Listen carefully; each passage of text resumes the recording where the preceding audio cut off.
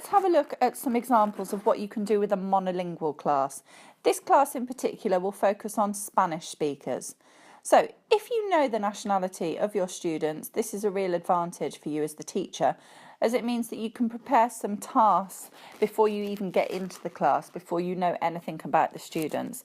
Because for each nationality, there are particular problems that they will have with English because of their first language. So with Spanish speakers, there are some things that are quite different compared to English. So sometimes in Spanish, the plural form often takes the masculine form.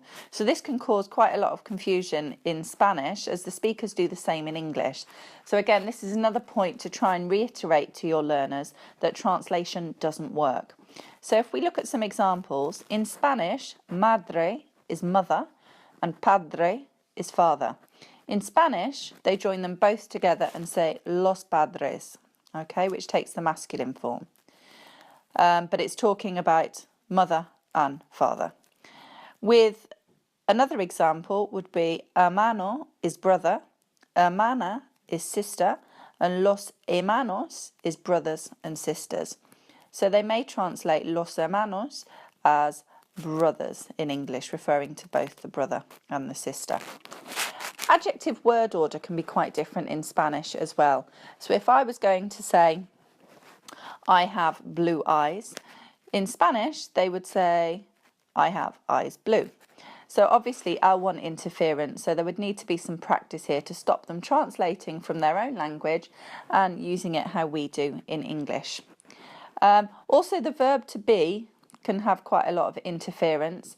In Spanish they say tengo hambre, which means I am hungry in English. But because in Spanish they use the verb tener and they say tengo, I have, they would translate it then in English to I have hungry. This is exactly the same example with tengo sed, which means I am thirsty, and it would be quite common for Spanish speakers to say I have thirsty. Another example of this with the verb tener in particular is tengo 18 años, which means I am 18 years old. And again, typically a Spanish person might say I have 18 years old. Pronunciation can be quite a difficult one for Spanish speakers as well. The B and V sound can often be quite difficult for them, and they often pronounce words beginning with V with a B sound instead. So you may hear Spanish students say ban instead of van. Okay. Point out to them that B is pronounced using rounded lips and V is top teeth, bottom lips.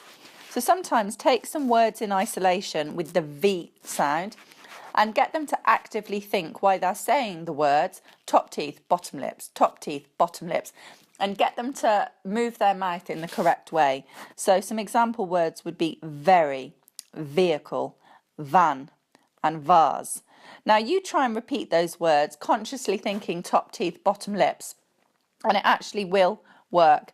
It's just a case that if the sounds are different in a different language, they may find it quite difficult when speaking English. Something else that's really good fun, not just with Spanish speakers, but with any nationality, is to think of false friends in their language. So this is when there is confusion between the word in their language and the word in English. So the word in question here in Spanish is embarazada.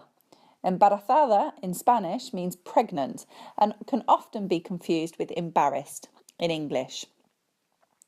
Some other examples, carpeta in Spanish means a folder, but can often be confused with carpet.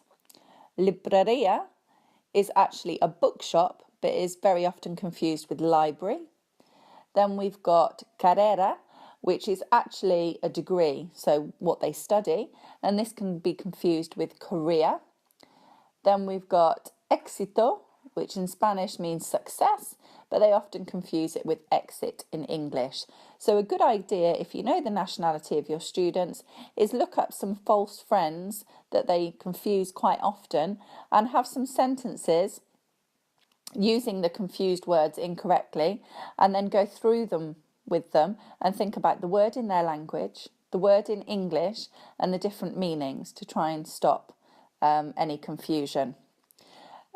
Punctuation can be quite different in Spanish as well, because in Spanish they always use an upside down question mark at the beginning of a question and a question mark as we would use it at the end of the question.